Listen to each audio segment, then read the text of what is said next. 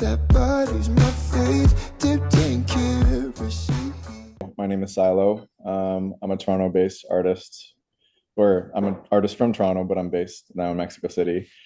Um, but I go back and forth a lot, and yeah, I've been doing music like alternative R&B for some time now, since like 2018, I'd say 2017, 2018, and yeah, it's just been a steady grind, steady ride, just everything in between and above as well. So Your songwriting often feels very personal, and you share a lot of behind the scenes clips and teasers on Instagram. How do you usually find inspiration, and what's the process like? And has moving to Mexico City kind of changed your perspective of writing as well? to answer the first part, my process is usually, I don't know, I don't really know exactly what I'm gonna write. Like I always used to kind of have a plan and formula, or like I always used to look for some sort of like plot as to how I do Yeah, things. But now it's, I don't know, it's very like free in a sense. It's more like freestyle. I just yeah, kind of sit at my studio desk and make noise and just like try not to, get too wrapped up in it or get too in my head, because that's yeah, also a common trap or pitfall that I always used to fall into. And yeah, I don't know. Now it's like, even if something starts shitty, I yeah, always kind of trust it and see where it's going to go. And then it kind of always just leads me somewhere, because I kind of trust my taste and my voice now, I guess, okay, whether that's yeah, like my actual voice or through instruments or through, even a splice loop, like taking that and turning into something that fits to like my taste or what inspires me from it. for sure. Yeah, Yeah, I was curious because I guess when you go in with a plan, you can kind of burn yourself out or get writer's block or whatever. So it's exactly. interesting to see how you shifted to freestyle. Yeah, I used to get writer's block all the time, and then I don't know if it's cliche by now, but like writers, what is it, the writer's way or artist way, the artist Yeah, way, that book completely changed my whole approach to, you know, not just art, but like my philosophy towards anything creative. Just don't knock it till you try it and then some. The main exercise in that book is like write 3 pages a day. Don't judge it. Don't think about what you're trying to say, even if you have nothing to say. Just like write, yeah. write, write, write, write, and then Oh, I love that. apply that. And it's kind of a way to bypass the editor before the creative sort of child, like the innocent sort of idea, can really take shape. Yeah, That's what we tend to do as artists, especially when it's something that we're trying to monetize and we're trying to make a career out of. We tend to pick it apart before it really becomes, something of note. So yeah. that's something that I've had to really develop and rewire my brain to do over the years, over the past, like, I'd say three, solid 3, 4 years now. I kind of For sure. started that whole process during COVID, and like that middle end of COVID. And then, yeah, the second question with moving here, I definitely feel way more inspired, more in the aspect of the live performance. I think that Okay. had to do a combination of like my whole experience doing Tiny Desk and Colors, and then doing my first tour last year, Yeah. and that like really opened my eyes to like how underrated live performance was for me, because I just got so used to being like a studio rat. Yeah. And, I always, whenever I go do shows, I always forget like how special it is to connect in real time with the audience and like perform songs real time and like get that instant feedback, and like we're just feedbacking on each other. And coming here, the culture is so heavily saturated in lifting uh, live performance, the art of live performance, the art of sharing that experience in the same room and like capturing that energy together, Yeah. all in the same room. And like, of course, the different music that I've been exposed to here. Like before this, I only knew like reggaeton, but like now I love like the country music from here, like norteña and banda and cumbia, um, corrido. Like I love all these different genres I've never heard before, and it's so new to me and it's so refreshing, obviously. And Yeah. even the way they write their melodies and how everything flows. And like, I'm sure you've been exposed enough now too, because Latin music has just become quite international. And, Yeah. you know, it's just like such a romantic flavor. I love their feeling of yearning. Like, I feel like I've grown up with that emotion of yearning through Western R&B and, you know, pop and whatever, but like hearing it Yeah. through the Spanish lens is like a different feeling, but it's rooted in that same like yearn, and I love yearn. Yeah. Yeah. That's so So, exciting. And I'm really excited to like hear kind of your shift in your style and everything with your move in Mexico City, because I'm sure oh, that's going to thank you. influence I'm everything. excited to Yeah. hear it too. I feel like I've barely scratched the surface. Yeah. Which honestly leads me to my next question, because you've kind of been experimenting since Ginny and Air, that's like a different sound than what Seraphine is right now. How do you feel about this shift? Like, what kind of sparked this inspiration as well to shift your sound and Mm. style? I feel like honestly, like when you reference Ginny, I feel like Seraphine is almost me going back to my roots, because I feel like when I started, like Ginny is pretty old now, and that's like one of the first songs, not one of the first songs that I wrote, but it was in those early era. And I feel like when COVID hit, because Ginny came out like right before COVID, when COVID hit, and like that whole time kind of coincided with like a journey of healing for me. And Hmm. that kind of came out sonically as well, where I was just kind of more into like, I don't know, angsty sad boy sort of sounds. Like you can hear it in like Blanket, and you can hear me kind of slowly growing out of it, but still there, in Dreamt That I Was. And then after that, I felt like, I don't know, everything's serendipitous in that way, like moving here and meeting new friends and just like feeling like I'm in now an era of like kind of owning it. I don't know what exactly that I'm owning, but like just owning being alive and being who I am today, and just kind of like celebrating that instead of like trying to pick it apart and like wonder what's wrong with me. And now it's like, what's good, you know, like everything's good. Yeah, I don't know how to explain it, but something like that. I Like, get it. so in that sense, I feel like I'm kind of going back to that sort of more R&B alternative route that like I was known for with like Jenny and FOMO. Um, and because I think that's who I've always kind of been at the essence, just growing up with like hip hop and R&B, in the Yeah. 90s, early 2000s and stuff, especially growing up with like an older sister who exposed me to all that. And yeah, I just feel like it's now kind of encompassing the sad parts, the angsty, the yearning sound, and also this like more sexy, edgier, groovy R&B like feel, you know. Yeah. Yeah. I was just like kind of saying like I'm kind of feeling myself, and I'm not afraid to show it, you know. Good, as you should, as you should. Thank I you. literally love Blanket. Like that's one of my favorite eras of Oh, I yours. appreciate that. Thank you Especially so much. specifically Air. Like that's my favorite song. But That's honestly one of my favorite songs too, personally. yeah. So it's kind of, but it's so amazing to see kind of your growth and like like changing.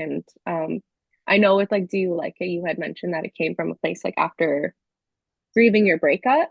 So it's Yeah. been cool to kind of like follow your journey a little bit and like how you write and Yeah. everything. But can you tell us more about like the emotional shift with your recent releases and how that kind of shaped your writing, and also like what you want listeners to take away from these Mm, emotions that you're exploring? that's a hard question, a little bit. I'm gonna I'm sorry. use no, it's all right. It's good. That's good. I'm gonna use the breakup, for instance, as an anchor point. You know, like me being vulnerable about that, especially when I like put out the song "Do You Like It" and Hmm. Seraphine and stuff. It's like kind of they kind of represent two sides of the same coin of that whole experience. It was like very long term relationship, the longest I've ever been in, and it taught me so many things about myself and just like how I show up in a relationship, and in a way where it's not just about emotions anymore. It's not about just like relying on infatuation and romanticism, it can't be romantic all the time. It's sometimes waking up and like choosing to love someone and to commit, and what that means in turn for yourself to show up and choose to love yourself even when you can't, even when you feel like it's the hardest thing to do. And that's kind of combined with, yeah, the art of discipline and the art of just like having enough respect for yourself and thus others to be able to always kind of celebrate it, like celebrate this thing that we get to experience in such short lives, And like when that breakup happened, it was like such a beautiful stream of emotions because it was sadness, but also coupled with like such joy and such gratitude that it happened. Yeah. That's like, do you like it as like the gratitude part? It's just like, let's just enjoy having this moment because it might be the last. And that's sad to think about, but like also it's really beautiful because it's like this life is all we have as well. This is an experience. This is the main event. This is the Yeah. main movie. You are the star of your own movie. This is the most important film you'll ever watch is your own life playing out. So like learning to celebrate that is like also so beautiful, and it's not such a sad thing anymore. Like of course even grieving is a beautiful thing too. That's a really like beautiful way to like look at it. So Thank you. yeah, Yeah. and thank you for like being vulnerable and sharing that with the listeners as well. Oh, of course. That's like that's art in itself. Like Yeah. it's hard, but it's so rewarding, and it's nothing but rewarding the more you let yourself fall into that and be more vulnerable and be more vulnerable than you think you can take. It's Exactly. Yeah, and it yeah, makes you like more, I mean, you're human, but it shows that you are like human, and it exactly. makes a bigger connection with the fans. So I think it's Exactly. really awesome what you're doing. Oh, thank you so much. You're very Of course. supportive. Of course, yeah. Like, has there been a song that you released that you didn't expect to resonate as much as it did with the fans? I mean, Air is a great example, actually.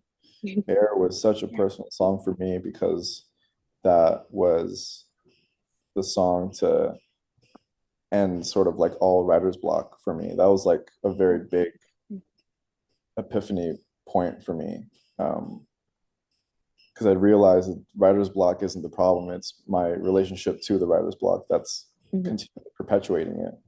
Like me being down on myself and beating myself up of like, why do I have to treat myself this way? Why do I have to see music this way? Why do I have to be so hard on myself all the time? And it's like, you know, then in that perspective, it's like it relates to us as a whole, as our every facet, every aspect of our lives. Like, do we need to always be on top of our shit? Can we sometimes just like, like, can we sometimes just like, and just be okay with that?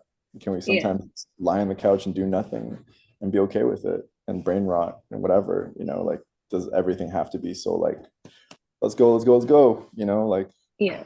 and that's something that was kind of bred into me and that I needed to like also let go of.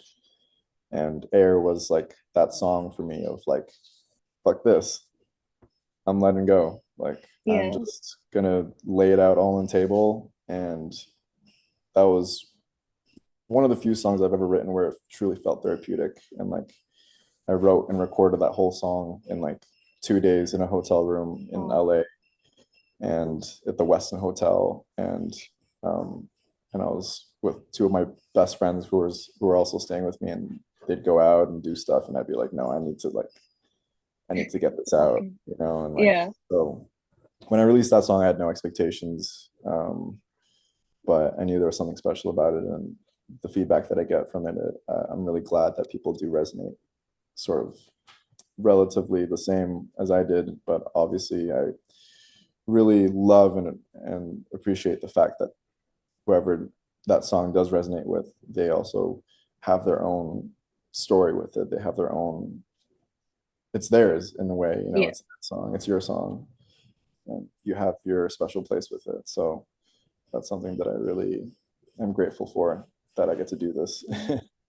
Yeah. No, I think it's great because it just like discography has something for everybody, but it's Yeah, also amazing because it's like these songs are mean something to you, but it could mean something different to someone else, but it's still like exactly. resonating. But yeah, Exactly. And when I get like those like once in a while special DMs of saying how special the song is and what it means to them, it's like it really fills my heart so much because I never would have known. And it's yeah, like that's insane. That's crazy. Someone from Korea or like somewhere in Mississippi or whatever, like, you know, connecting to the song this way. It's like, yeah, it sounds cliche or whatever, but it's like you really do forget that when this field and like being an artist is such a personal journey and you yeah, kind of do sort of become insular in your own bubble, especially like in album mode and stuff when you're not like going on tour and you're just a day in day out in the studio. So it's like, exactly.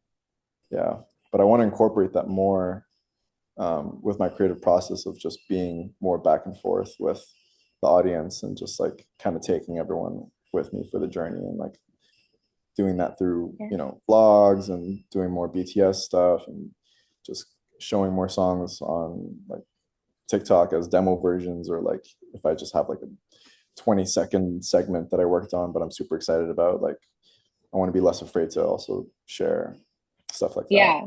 Yeah. No, I'm excited for you. Like I love that when a fans or when a artist is more like sociable with their fans and connecting on a different level than just like Yeah, me too. music, and you get to learn That's so much more about important. them through. Yeah, Yeah. that's more important than ever these days, especially. Um, my whole thing about that is like kind of revolves around uh, you know, where AI is going to go and like how AI is affecting the music industry. And I think it's more important than ever now that like we do kind of take it more bluegrass approach, you know, and just Exactly. really connect on a human level as much as we can and just like show ourselves completely, not through just the music, but now we have these beautiful platforms and mediums to be able to like just show our humanity and like just be real and yeah. Which also I think like that's why I enjoyed your concert so much as well because it was such an intimate space. Oh, thank you. Um, and it was just yeah, like I love a small venue because it's like you get to interact with the fans and everything, and Mhm. just, yeah. So keep doing you. Thank you. Oh, I'm sad you're probably gonna miss my show because you're I gonna be in. know, I'm so sad. Yeah. But Uh, if you're in London, I will be there. I would love to. Yeah, I'm really want to go back this year, so that's I definitely hope you do. hopefully my bingo card. Yeah, it's only Yeah. January, so we'll see. True. Yeah. Honestly, like this is kind of the last question. Speaking Oh, of the okay. tour, um, so the Harder You Try tour, it was your headline tour, and you're hitting more cities now. Oh my Yeah, God, sorry. some cities that I've never The been the to. current yeah, the current tour is hitting more cities than your last one. Yeah, yeah, yeah. How does it feel to see that your music is resonating with a bigger audience that's allowing you to go to different cities as well? Um, I haven't even thought of that actually.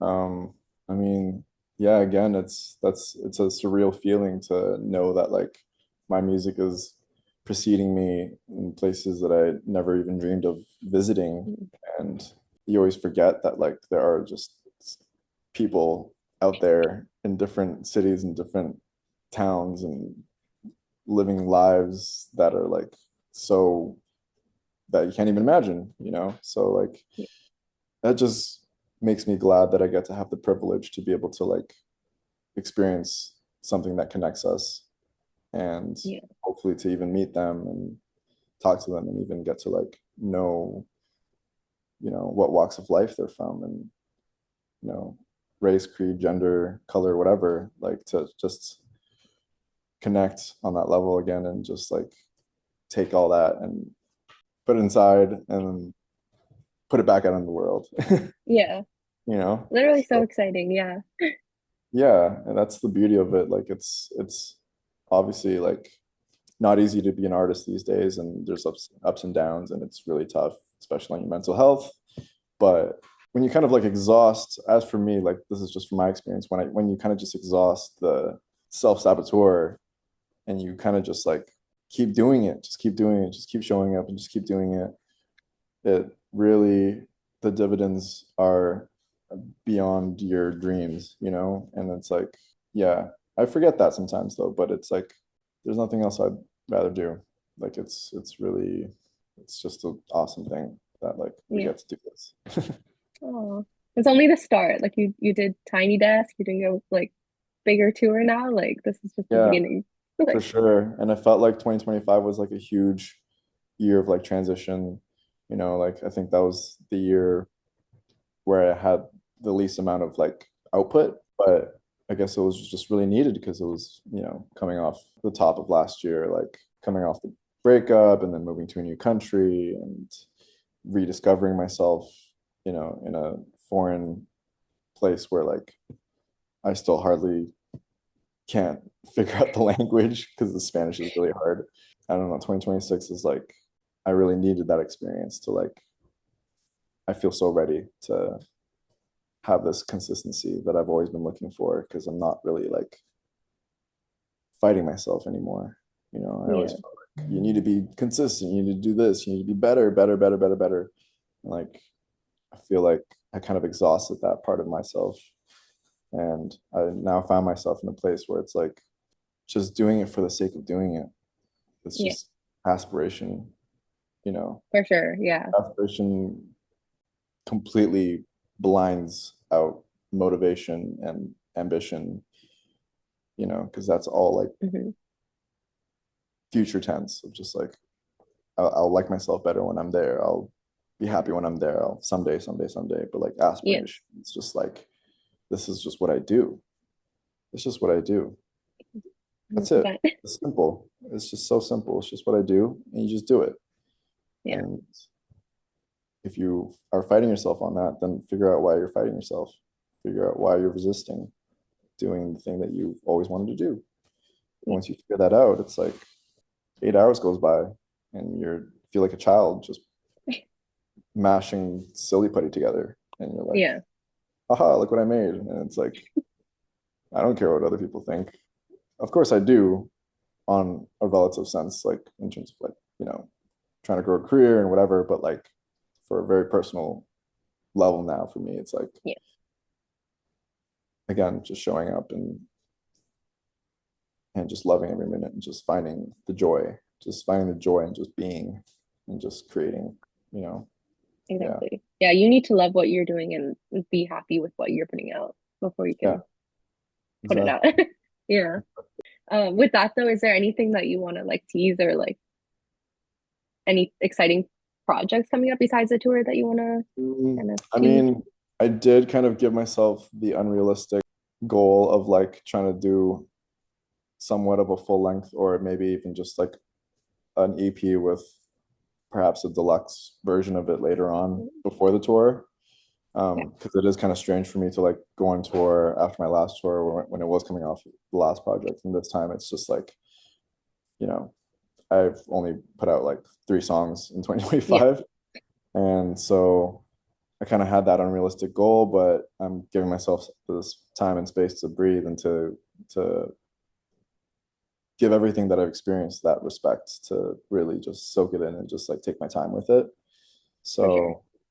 So I guess 2026 is like as soon as I'm done the tour or while I'm on tour and after I come back, I'm just going to be writing every day and making more TikToks, more reels, more content, um, just having fun. Yeah, like I Yeah. got food on the table, I got clothes on my back, roof over my head. What more is there? You know, it's just like Exactly. we don't always need to be in survival mode. We can just like appreciate that like we have the luxury to just do this. So, Oh, that's amazing. Good luck on tour though. It's gonna be so exciting. thank you so much. I For appreciate it. sure. I'm really excited. Yeah. I haven't done an interview in like a year, so this is Oh, the really? first one I for can't tell. 2026. Oh, really? Thank So you. good. Okay. And I'm honored to be your first interview of 2026. Yeah, I'm excited. My friends know you're one of like my top artists. So it was like Oh, really cool to be able to have this opportunity to just pick at your brain because you're very inspiring with your music and just the way you were like talking. I appreciate that. That Yeah. that melts me. I'm glad. Yeah, it was No great worries. talking to you and getting to know you. Thank you. Likewise. I won't take up too much of your time, but thank you again so much for doing this. No, of course. Have a good rest of your day. It was well.